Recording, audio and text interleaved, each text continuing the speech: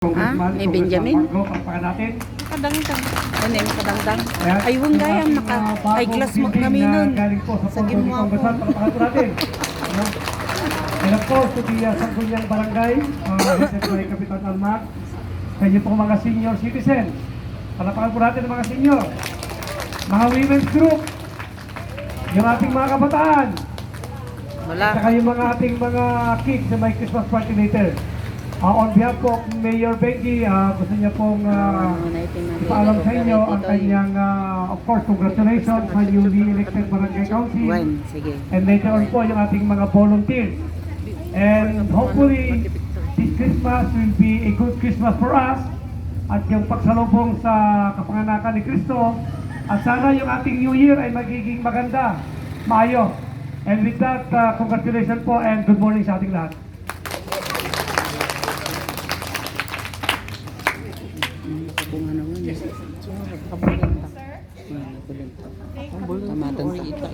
Thank you po ulit, sir. And syempre, for the most awaiting one, di ba? Sino po? Marco! Marco.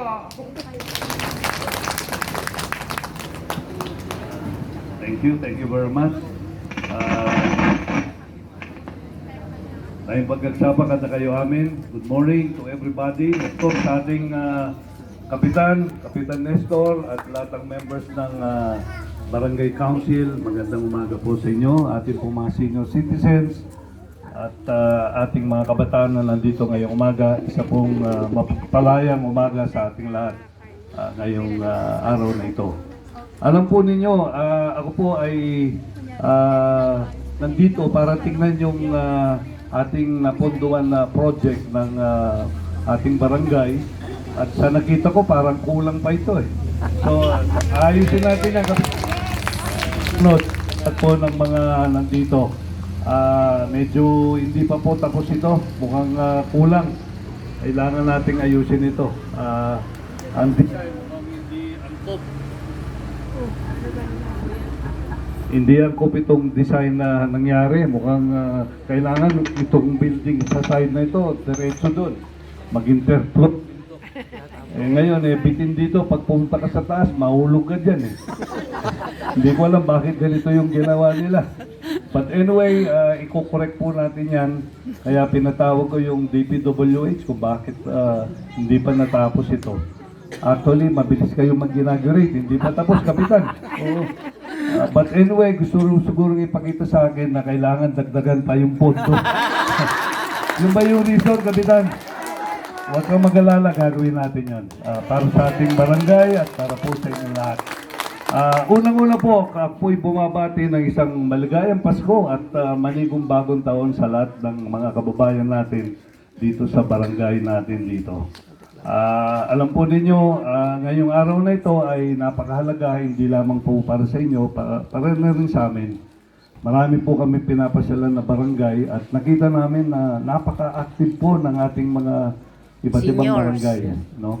Ngayon, nakita ko rin po na marami pong mga senior citizens na nandito. Laging number one po. Magbibigay po ako ng konting ulat tungkol po sa mga ipinasa namin batas na ako po yung author tungkol po sa mga senior citizen. Nung po, meron po kasi tayong batas ngayon na kung ikaw ay senior at tumabot ka ng 100 years old, ikaw po ay tatanggap ng 100,000 pesos. Yun po yung batas natin. Maliban po dito, yung po 20. ating syudad, meron po sila ding incentive na binibigay sa mga umaabot sa certain age. Gaano po? Ngayon, nung po isang araw, about... Okay. Yan, okay yan. Nung mga nakaraan, hindi lang po mga ilang buwan nakaraan. Yan. O sige, okay na. Mukhang kailangan din palitan niya. Ito sound system ninyo. Palitan po ninyo. Naantay ka po. Kayo po ang papalit. Okay, so yon, wag yun lang galap. Okay.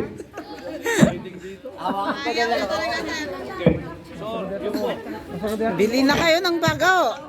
Okay, ganito lang. Ganito po yun. Meron po tayong, nung pong isang araw, matagal na po yun, mga 2 years ago, ito pong F. Baseca. Alam po niyo yung F. Baseca, apo. Inimbita po ako doon at ako po nag-deliver ng isang mensahe sa mga senior natin. Member po ako At doon. binanggit ko nga po itong kasalukuyang batas natin na kung ikaw ay 100, ikaw po ay tatanggap ng 100,000. Ngayon, nung ako'y natapos nagsalita, ito pong isang senior. Okay, nung ako po'y natapos na nagsalita, tumayo po yung isang senior. Ewan ko kung nung nagsalita siya, nagbibiro lang siya. Sabi sa akin, sabi niya, Congressman, baka naman pag ako'y umabot na ng 100 years old, hindi ko na mabilang yung 100,000. Sabi niya. Tama po. Sabi, Gaya ng biyanan ko. make sense, hindi mo ba? Tama. Pero ngayon po, Hindi na Napakadami pa ma-enjoy. rin mga senior citizens na 100 years old. So, nung ako po'y bumalik sa Kongreso, that week, Bira lang po. nag Diyan sa baba po. Hawakan Ba niyo. yan? Opo. Dito bang hawak yan? Opo. Okay, dito na. Tama yan. Sige. Ang ginawa ko po, nag-file po ko ng bill based on yung pong binanggit ng isang senior na yon. At ang ginawa ko po, nag-file ako ng bill. Sabi ko, kailangan siguro i-advance yung 100,000. Yes. hindi lang yung Nandun sa 100 years old ka. natatanggapin mo yan. So ang ginawa ko po, nag-file ako, if you reach 80, 25,000 ang bibigay kagad sa'yo.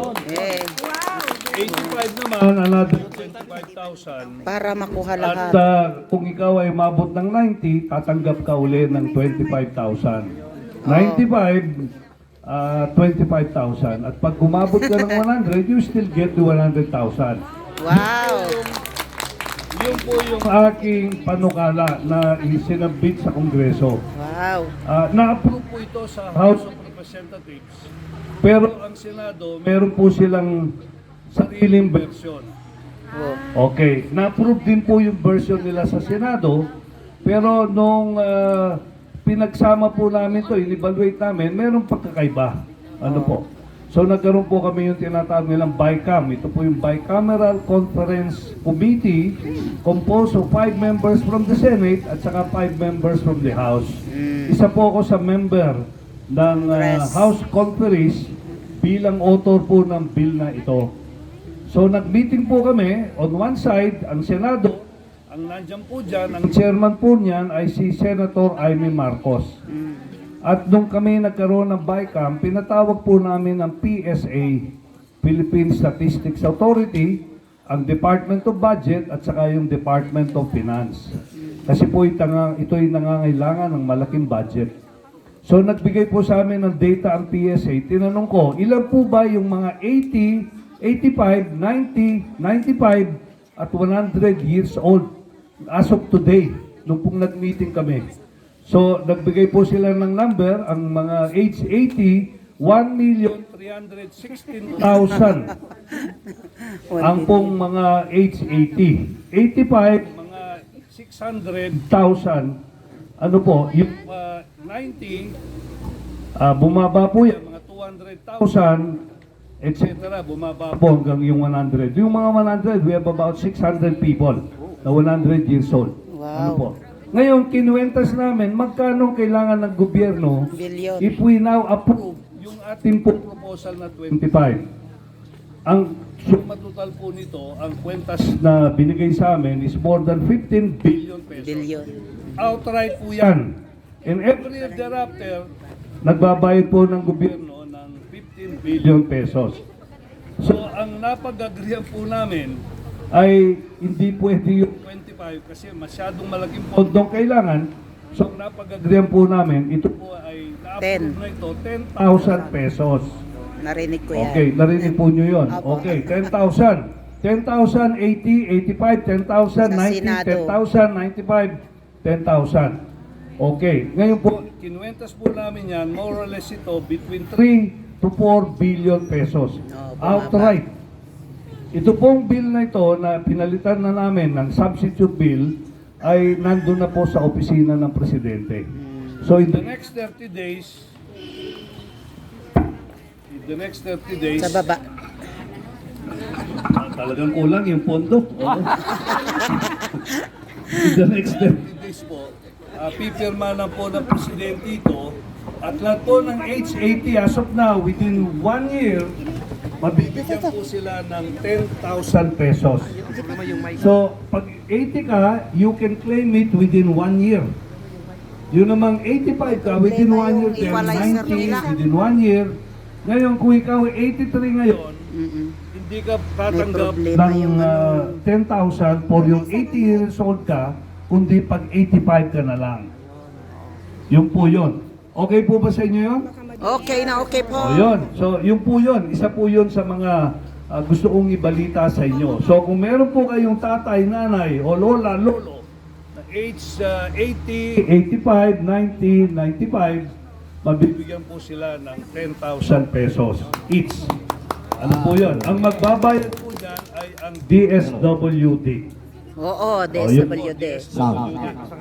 Okay, ito, Yan na. sigurado na ito. Okay, sigurado. Benji, sabihin mo kay May Mayor, sira yung donate ano, ng, South yung may Sudan. sira yung equalizer nila. Yan, okay. So yun po yun, marami pa po rito. Yung po ating ginawa din sa General Hospital, Baguio General Hospital, ang ginawa po natin, we increase the bed capacity. Naging batas po yan, 1,500. Pero ano po pinaka-importante rito para sa mga senior? Magkakaroon po tayo ng geriatric center. Geriatric center. One of the 15 specialty centers that will be put up by BGH is yung geriatric center. O, di maganda. Ito po yung para sa mga senior. Seniors Ano po? lang, di maganda. Para hindi ka na pupunta sa ibang lugar sa Decongestant. BGH nakasabay ng ibang mga pasyente. Ah. Okay, Para halimbawa ngayon, Yay! ang nagsasalita po si Congressman Marco, pag uwi nyo, sabihin nyo, sino ba yung nagsalita kanina? Ayun. Yung pogi. Sa geriatric center. Oo, kaya, Yung bagets. kausap mo yung asawa mo, sino ka ba? Yung Tama, bagets mga naman. ganun. Kailangan Naging bagets pumunta siya tayo ngayon sa eh. geriatric center.